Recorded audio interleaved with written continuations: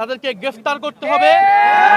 এই স্বরাষ্ট্র উপদেষ্টাকে গ্রেফতার করতে হবে। নির্বাচন কমিশনকে তার জবাব দিতে হবে। বাংলাদেশের প্রতিটি নাগরিকদের এবং জুলাই যোদ্ধাদের নিরাপত্তা নিশ্চিত করতে হবে। আমরা আজকে রাত থেকে মাঠে থাকব এবং যেখানে আমরা ফ্যাসিবাদীদের ষড়যন্ত্র দেখব আমরা সেটা প্রতিহত করব। আমরা দেখছি ঢাকা মেডিকেলে আজকে এসেছি আমাদের জুলাই গণ অভ্যুত্থানের সহযোদ্ধা তরুণ নেতা শরীফ ওসমান হাদী, যিনি ঢাকা ৮ থেকে স্বতন্ত্র এমপি পদপ্রার্থী ছিলেন, যিনি তার নির্বাচনী প্রচারণার সময় গুলিবিদ্ধ হয়েছেন সন্ত্রাসীদের দ্বারা, আততায়ীদের দ্বারা। এবং যারা আমরা গণ অভ্যুত্থানে অংশ নিয়েছিলাম, আমাদের গণ অভ্যুত্থানের জুলাই যোদ্ধা, আহত, শহীদ পরিবার, তারা সবাই কিন্তু হুমকির মুখে আছে এবং সাধারণ মানুষ তাদের নিরাপত্তা নিয়ে সংকট তৈরি হয়েছে। বাংলাদেশে আওয়ামী লীগ, ফ্যাসিস্ট পতিত আওয়ামী লীগ একটি সিকিউরিটি থ্রেট বাংলাদেশ রাষ্ট্রের জন্য, বাংলাদেশের জনগণের জন্য। আমরা দেখেছি যে হাদী ভাইয়ের অবস্থা অত্যন্ত সংকটাপন্ন এবং আমরা আশঙ্কা করছি যে এই ঘটনার পিছে বড় কোনো ষড়যন্ত্র আছে। কারণ গত কয়েকদিন ধরেই এটা কোনো বিচ্ছিন্ন ঘটনা হিসেবে আমাদের কাছে মনে হচ্ছে না। এটা পুরো বাংলাদেশকে অস্থিতিশীল করার যে অপচেষ্টা 5ই আগস্টের পর থেকে শুরু হয়েছিল এবং বারবার ছাত্র জনতা যা প্রতিরোধ করেছে, সেই একটি ঘটনার এটা একটা ধারাবাহিকতা।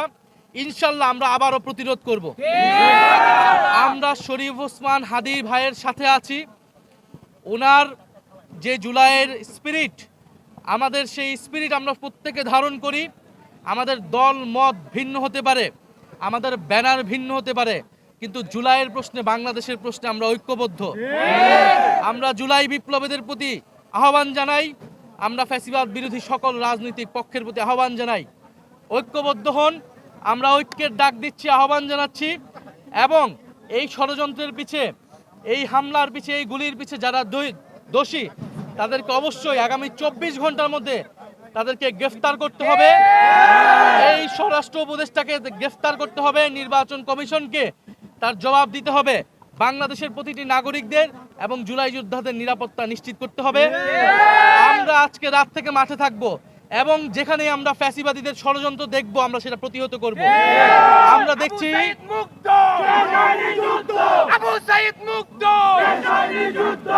আমরা দেখছি প্রশাসনে ষড়যন্ত্র করার চেষ্টা করা হচ্ছে। আমরা দেখছি কোর্টে জয় বাংলা স্লোগান দেওয়া হচ্ছে। আমরা দেখছি বিশ্ববিদ্যালয়গুলোতে আওয়ামী লীগের টিচাররা গোপনে ষড়যন্ত্র করার চেষ্টা করতেছে, মিটিং করতেছে। আমরা এখানে কোনো দল মত দেখবো না। জুলাইয়ের প্রশ্নে আমরা ঐক্যবদ্ধ এবং নির্বাচনকে বানচাল করার, বাংলাদেশকে অস্থিতিশীল করার ষড়যন্ত্রে যারাই লিপ্ত থাকবে তাদের কঠোর বিচারের আওতায় আমরা আনব। আমরা তার শরীফ ওসমান হাদীর সুস্থতা কামনা করি, আল্লাহর কাছে দোয়া করি, প্রার্থনা করি এবং সরকারের কাছে আমরা জানিয়েছি তার সুস্থতার জন্য, চিকিৎসার জন্য সর্বোচ্চ ব্যবস্থা যাতে নেওয়া হয়। এবং এই ওসমান হাদী জুলাইয়ের প্রতীকে পরিণত হয়েছে। এটা শুধু হাদীর নিরাপত্তার প্রশ্ন নয়, এটা যারা গণ অভ্যুত্থানে অংশ নিয়েছে তাদের প্রত্যেকেই কিন্তু নিরাপত্তা সংকটে আছে। আমরা সরকারকে আহ্বান জানাবো, দ্রুত বাংলাদেশের জনগণের নিরাপত্তা প্রদান করুন এবং আমরা যারা গণ অভ্যুত্থানে ছিলাম আমরা সকলে যাতে ঐক্যবদ্ধ হই। নাহিদ ভাই, দুপুরবেলা